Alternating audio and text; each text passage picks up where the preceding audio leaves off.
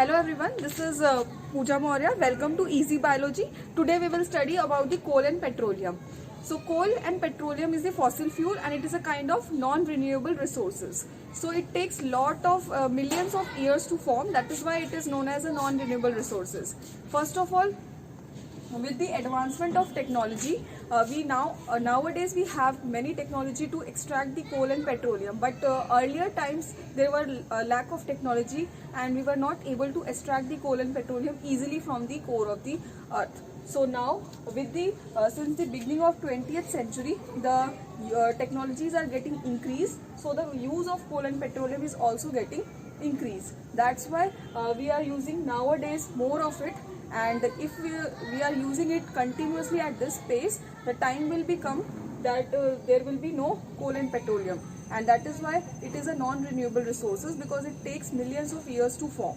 So first of all, we'll study about the formation of coal, how the formation of coal takes place. So coal is a black color solid, you can say, and it is formed from the dead remains of plants and animals. So million years ago, what happened when there was the earth was full of huge forest. That forest get covered inside the earth with the full swampy water, with the full swampy water.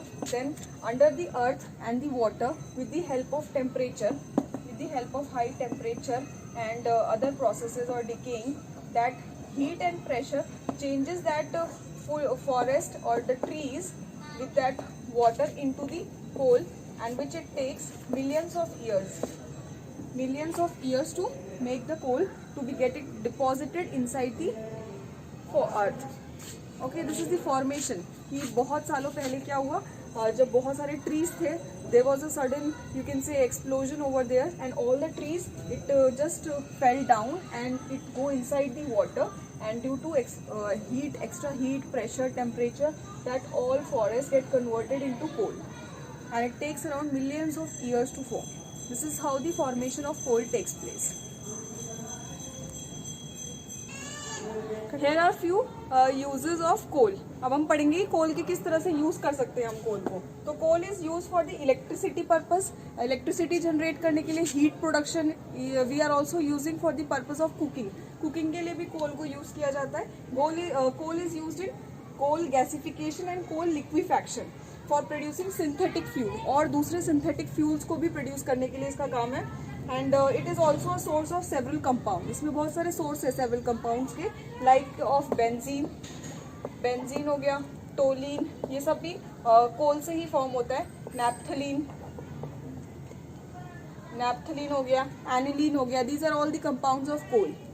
Lastly they are also use in the preparation of dyes, paint, explosive, plastics वगैरह बनाने के भी काम आते हैं. Now we will study about the petroleum. Petroleum is petroleum को हम crude oil भी बोलते हैं, and it is made up of hydrogen and carbon. ये हाइड्रोजन और कार्बन से बने होते हैं. पेट्रोलियम लिक्विड स्टेट में भी हो सकते हैं, और it can also be in gaseous state और solid state.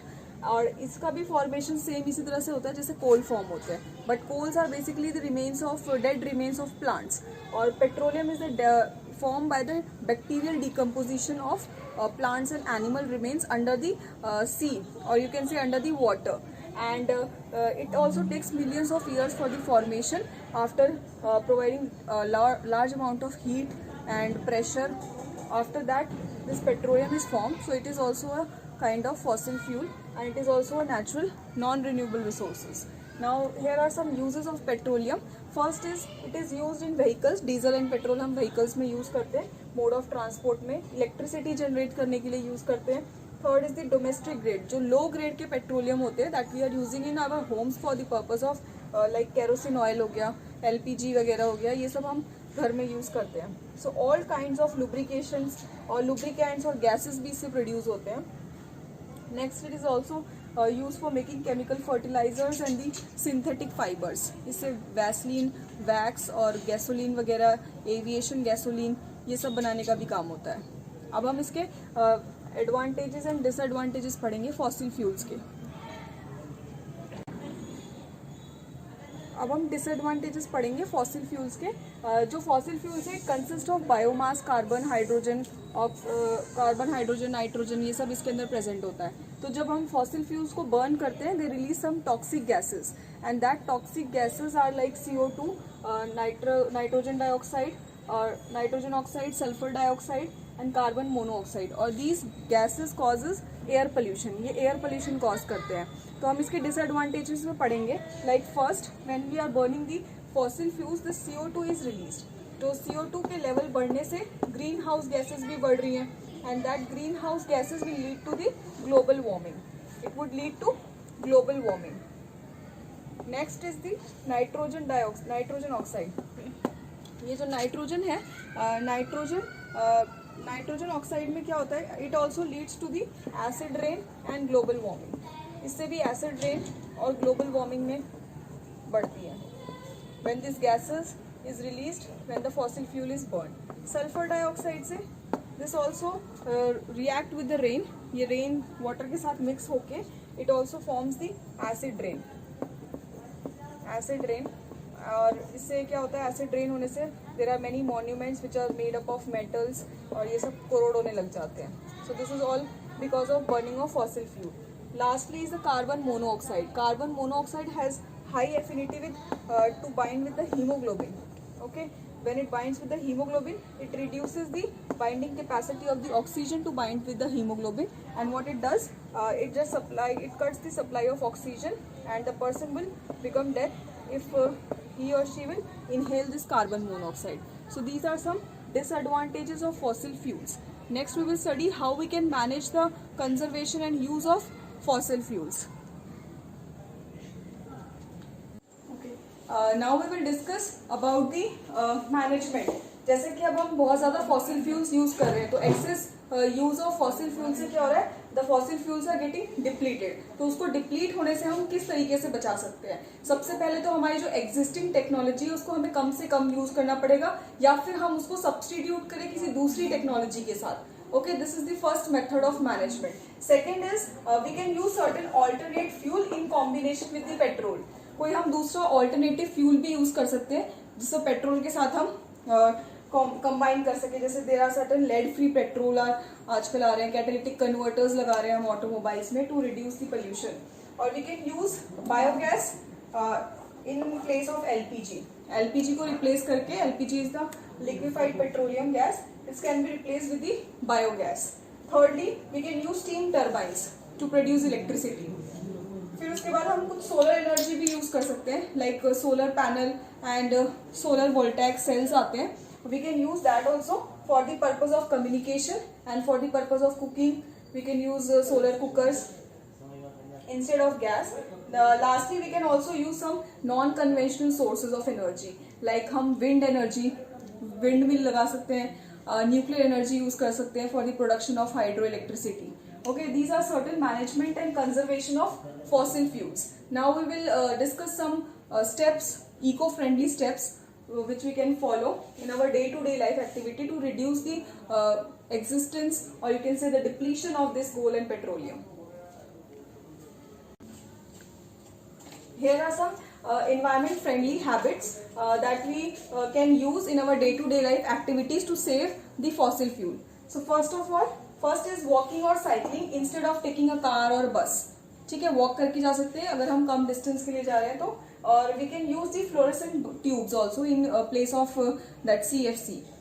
Third is the taking stairs instead of taking lift. Lift लेने के बजाय अगर स्टेयर्स यूज करते हैं तो that would be better. Recycling of certain non-biodegradable waste items and storing food in reusable container. जो हम कंटेनर बार बार use कर सकते हैं, इस तरह के कंटेनर में हम अपनी चीजों को स्टोर करके रखें. And we can also turn off the tap when not in use, and we can also stop the engine when the car is at traffic light. Okay, और हम इससे रिलेटेड क्या कर सकते हैं? There are certain habits which we can change in our day-to-day life activity to save the fossil fuels. Now we will see what the government have taken the steps to control the carbon dioxide emission from the cars and other automobiles. Okay. Now we will discuss some Euro norms. जो Euro norms है, these are the permissible norms you can say, and this was implemented in Europe. ये Europe में implement हुआ था, उसके बाद government ने इसे इंडिया में भी implement कर दिए थे. And there are 4 norms. Euro 1 that was implemented in June 1999, and Euro 2 norms it was implemented after a year in 2000, and 3 it comes in 2005, and the Euro 4 norms it comes in 2010. Okay और अब euro 5 चल रहा है and these are certain parameters like hydrocarbon emission, carbon monoxide emission and the particulate emission, और उसके कुछ levels I have written in this table. These are certain levels which were implemented at that time कि इतना level का hydrocarbon का और carbon dioxide का होना चाहिए according to the old norms, according to the euro 1 norm and according to the euro 2 norms. Okay and the carbon monoxide level is in between 6.6 to 12, and according to Euro 2 it was 2.7, and Euro 3 it was 2.2. And then the particulate matter at that time in the old norms it was not enforced, and in the Euro 1 it was enforced to about 0.14. This is per parts million, and in Euro 2 norms there was no any particulate matter that was discussed. So ये सब हम norms इसलिए पढ़ रहे हैं for the purpose of to reduce the carbon dioxide and all the toxic gases जो pollutants निकल रहे हैं फ्रॉम द ऑटोमोबाइल्स. सो इसके लिए एक और चीज करी गई है, we can install tune ups in the automobile and the catalytic converters and the multiple point injection system. This is all alternative method to reduce the emission from the automobile. This is all we have discussed in coal and petroleum. So here are some previous year questions. First question is what is the main constituent of biogas? Biogas में क्या-क्या कौन-कौन सी gases present होती है? So इसमें methane gas present होती है mainly. And how is this biogas obtained from biomass? It is obtained from the cow dung, and it is processed in the digester, and after processing it is then moved to the houses. So write any 2 advantage of using this gas. So you have to write the advantage that it does not require any fossil fuel, and it is you can say इसमें कोई हमें hydrocarbons और कोई दूसरी gases release नहीं हो रही है, and it is easily obtained, कोई पोल्यूशन नहीं कॉज हो रहा. Second is the what is meant by the fossil fuel. Fossil fuel से आप क्या समझते हैं? Third question is which fossil fuel is usually conserve when we save on electricity. Electricity को कंजर्व करने के लिए हम कौन सा फॉसिल फ्यूल बचाते हैं? Mainly we protect, you can say हम कन्वेंशनल सोर्सेज ऑफ एनर्जी भी यूज कर सकते हैं like wind energy, hydro energy, nuclear energy to generate electricity rather than conserving, or we can also use solar energy. Okay, so last question is why do we need to conserve fossil fuel? So the conservation of fossil fuel is essential for the purpose of to serve the future generation, because if we deplete the fossil fuels in near future we will not be able to replenish it, because it takes millions of years to form. This is all about in coal and petroleum. I have almost completed the topic. If you have any queries, so you can ask me in the comment section, and thank you for watching. Please share and like if you like my video. Please share and subscribe it. Thank you.